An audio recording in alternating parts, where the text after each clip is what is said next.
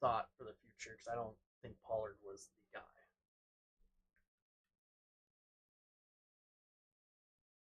J.K. Dobbins.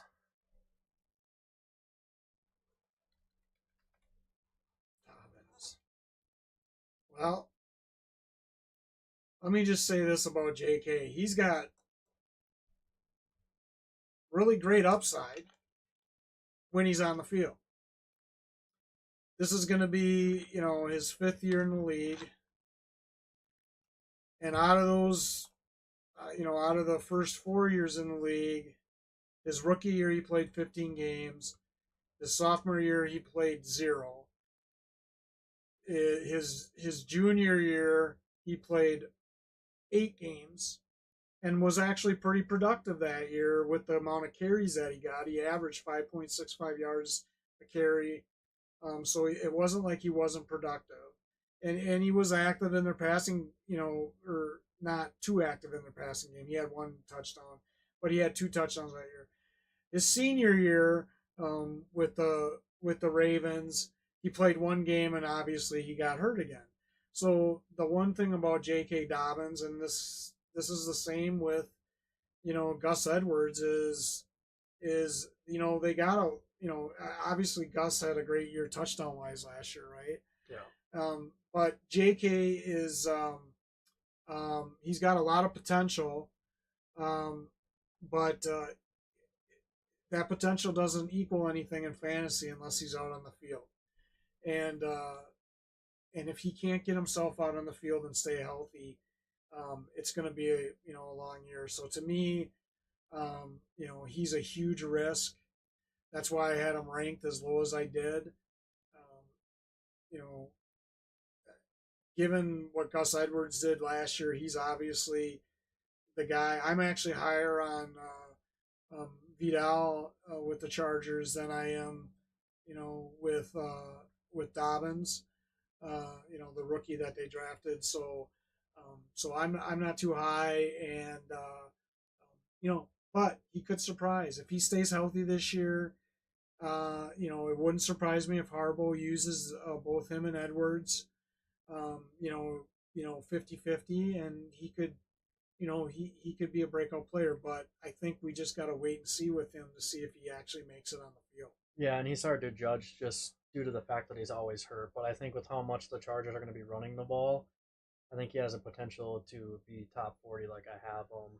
I wouldn't put him any higher, and if he starts slipping at any point, they did draft a rookie, so they could use him, and Dobbins could just be dropped from the team or cut or whatever you want to say and not even be there. But the Chargers signing him, I was a bit surprised by, just due to the fact that they just got Edwards and they drafted a rookie, so it was kind of like, well, I guess at the time they didn't draft a rookie when they signed Dobbins, but yeah, I think like I said, he's got a lot of upside, yeah, and stuff. I mean, listen, when he in his rookie year, he averaged 6 yards a carry. well, in his And 8 games that 3rd year too, like yeah, so he's got upside. He's got a huge amount of upside. So I think the reason they brought him in was because they see that upside too. But that upside only translates in fantasy if he stays on the field. And so, yeah. But I also think that um, if he does stay on the field, I think that will definitely impact Edwards' production this year, because I think Dobbins could, I mean, his rookie year he had 9 touchdowns rushing, and so I think he could definitely cut into Edwards' production this year if he stays healthy. Definitely could. But I can see them using all 3 of those running backs. Yeah, I could too. Especially, I mean, they don't really have much of a passing game that we know of yet. So, well, and I think they want to keep those guys healthy too. So, moving on, we got another rookie here in Blake Corum of the Rams.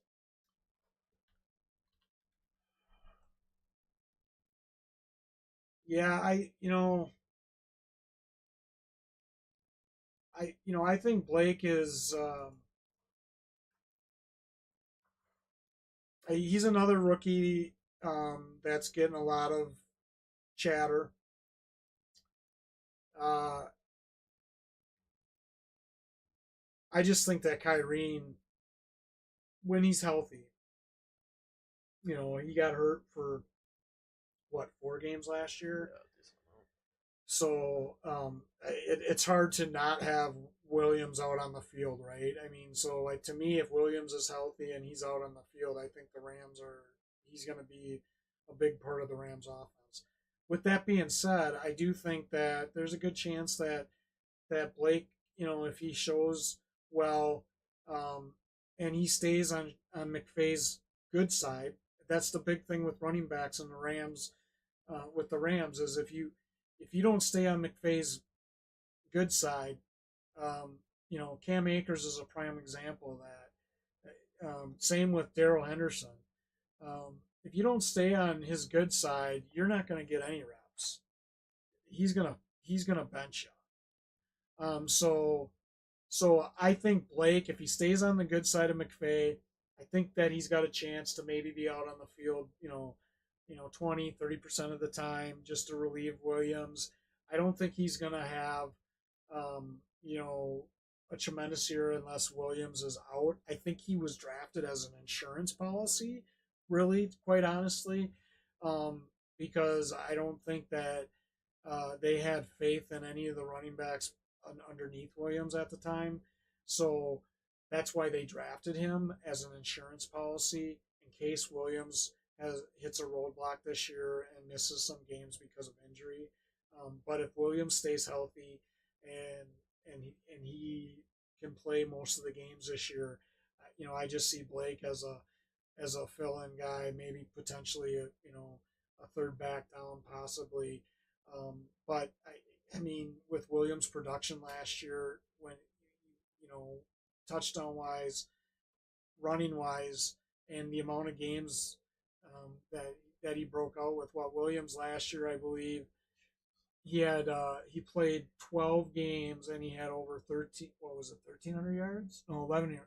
He had over 1,100 yards in 12 games, 12 rushing touchdowns, 3 passing touchdowns. Williams was also used in the passing game, so it's not like he's not a target either. So I think the big knock on him is just that he was out 5 games last year. So I think Blake is definitely what I would call an insurance policy. If you have Kyrie Williams on your team, it wouldn't be a bad idea to maybe draft Blake later in the rounds. I have him on the bench. Yeah, and Kyron is just another beast, but he's got to stay healthy. 2 years, he's averaging 11 games of a 17 game like season. So you just need to stay out on the field if you're Williams. But for me, if Kyron's able to stay healthy the entire year, I don't think Blake's going to get much production at all. Maybe just to give Williams a break on a series or relieve him on third down so he can catch his breath from a run or something. I don't know, but I have him ranked a bit lower because I don't see him being out on the field a whole lot if Kyron's healthy. Now, if Kyron does get hurt, definitely have Blake on your team because the Rams do like to run the ball a decent amount. And for all we know, he could be out on the field a decent amount on passing downs because looking at Kyron's stats, he's not like the top guy when it comes to receiving the ball. You're battling with Puka and Cooper. So, well, McVay has a history of switching running backs up for series too. So, it wouldn't surprise me if he uses them for a few series out on during a game, but you really won't know that until the season starts. Uh, you know, and again, it all depends on who stays on McVay's good side because he has a history with running backs. yeah, for me, it's hard to judge McVay though on that because he hasn't really had like a Kyron Williams on the team. Like I know they were high on Henderson when they drafted him, but he didn't perform, and then they had to start using Akers, and then when Akers got on his bad side, they started using Williams, and I don't know. I just was the talent of Kyron. You can use him like Christian McCaffrey, in my opinion, at least, and I think they should. But that's if he stays healthy. That's the huge question mark there is if Kyron can stay healthy. Moving on, Antonio Gibson.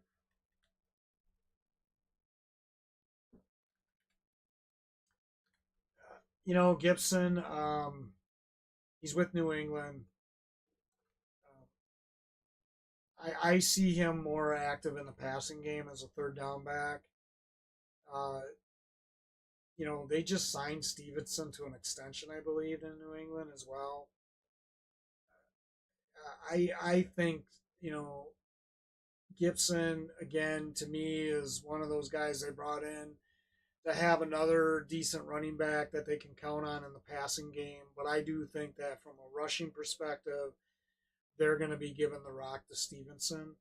Um, you know, is there a chance that Gibson can relieve him on a few series in a game? Yeah. I just think that Stevenson is one of those running backs where you need. He reminds me, and I know this might be far fetched for some people, but he does kind of remind me of Henry as it relates to his running style and stuff. The the longer um, he's in the game, the more productive he becomes.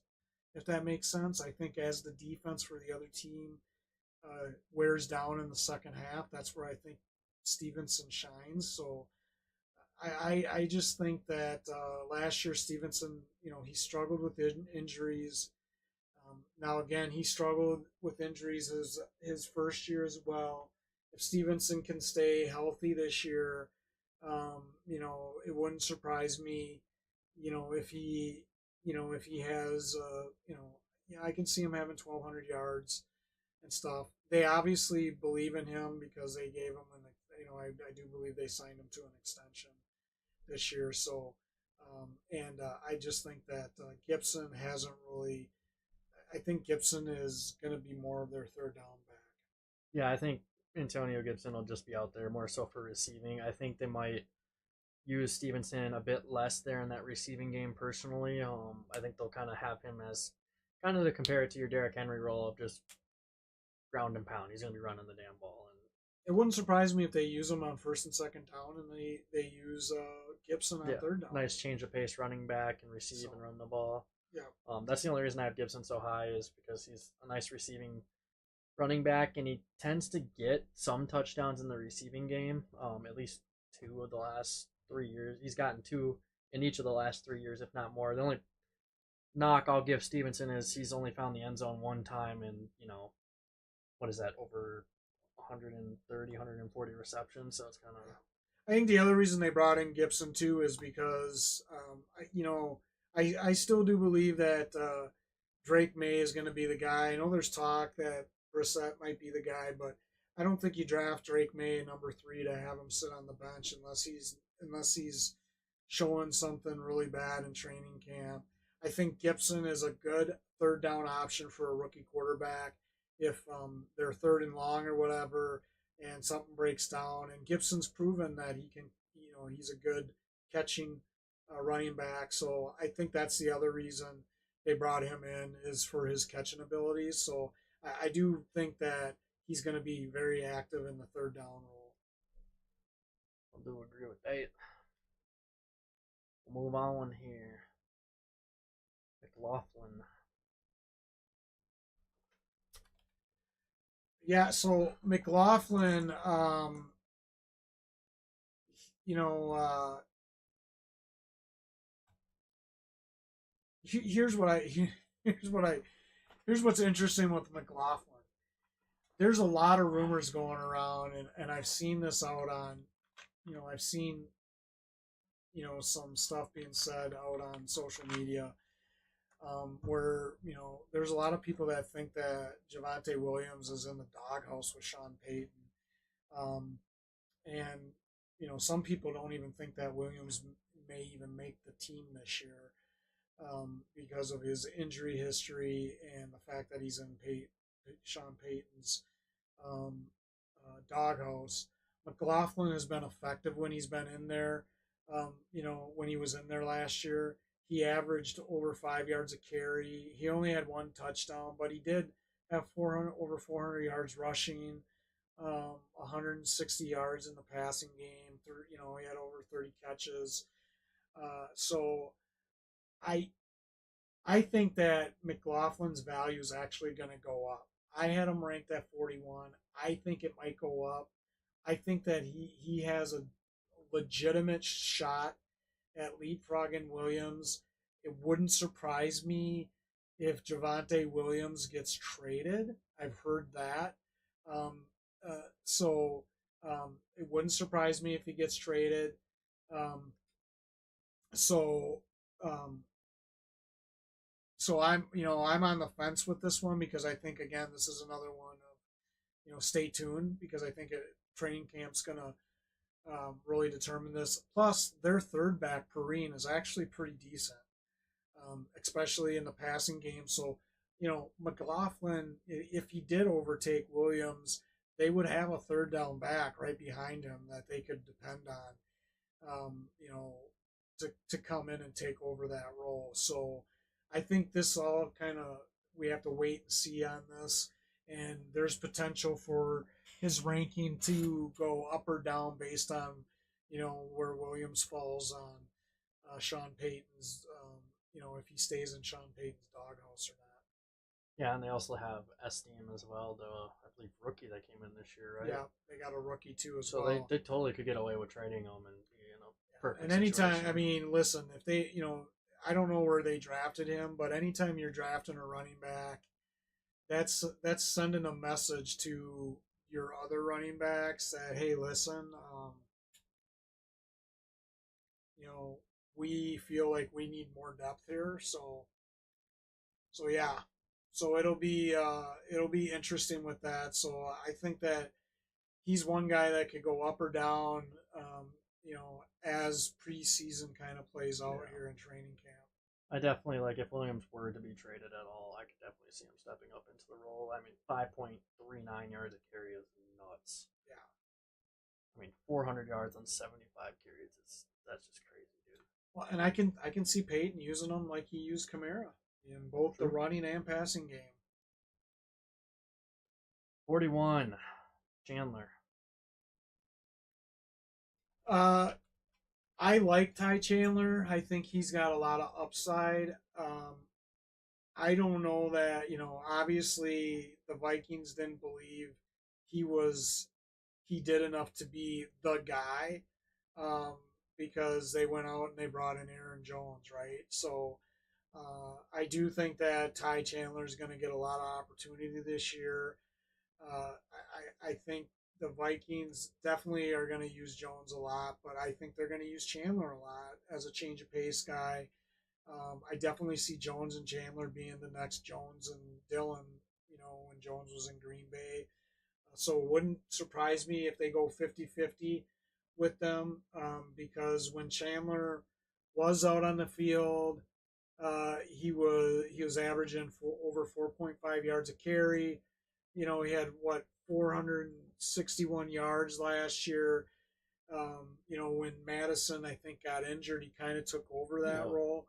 From Madison. So I just don't think the Vikings have seen enough from Chandler to deem him someone that they were comfortable with going into the season with as their number one guy. So that's exactly why they brought in Aaron Jones. But Jones goes down, sky's the limit for Chandler. I think Chandler has the potential to be a flex, definitely a bench player, but he has the potential to be a flex. Once we see how the Vikings use him, so yeah, it'll be interesting too. And to your point, at any given point, Jones could go down, and Chandler stepped into a starting role last year, and he wasn't terrible. No, well, averaging 4.5 yards a carry is pretty darn good. Yeah. So, and 6.36 on the same. Yeah. That I know that one kind of shocked me. I thought maybe you'd have him higher with the way you're talking about him, but I don't think he's going to be the starter going into the season. That's why I didn't have him